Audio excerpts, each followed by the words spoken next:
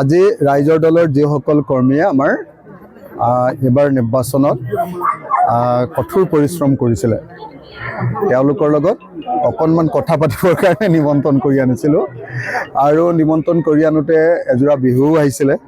মই এবাৰ আচলতে বিহু উদযাপনেই কৰা নাছিলোঁ কাৰণ জুবিনদাৰ মৃত্যু হোৱাৰ পাছৰ প্ৰথম বিহু আছিলে। মই একযোৰা বিহু এটেণ্ড কৰা নাছিলোঁ, একযোৰা বিহুটো সেৱা লোৱা নাছিলোঁ আৰু ক'তো বিহু মাৰিবলৈ যোৱা নাছিলোঁ। প্ৰথমবাৰ আজি নিৰ্বাচনৰ পাছত প্ৰথমবাৰ আমাৰ ৰুদ্ৰসিংহ পাৰ্কত, এই পাৰ্কখন মই নিজে বনাইছিলোঁ।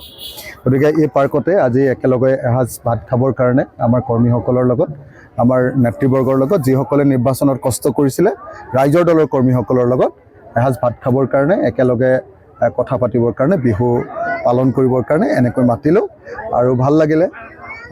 2026 চনৰ নিৰ্বাচনটো খুব ভালকৈ মৰমেৰে পাৰ কৰিলোঁ।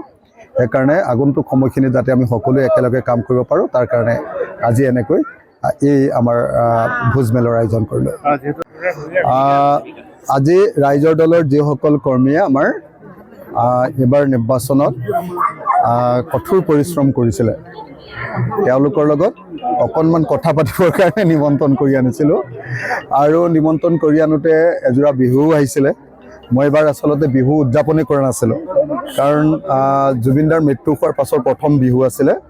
মই একযোৰা বিহু এটেণ্ড কৰা নাছিলোঁ, একযোৰা বিহুটো সেৱা লোৱা নাছিলোঁ আৰু ক'তো বিহু মাৰিবলৈ যোৱা নাছিলোঁ। প্ৰথমবাৰ আজি নিৰ্বাচনৰ পাছত প্ৰথমবাৰ আমাৰ ৰুদ্ৰসিংহ পাৰ্কত, এই পাৰ্কখন মই নিজে বনাইছিলোঁ।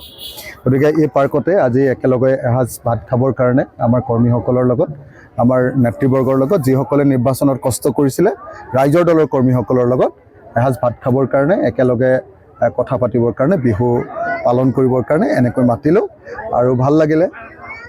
2026 চনৰ নিৰ্বাচনটো খুব ভালকৈ মৰমেৰে পাৰ কৰিলোঁ।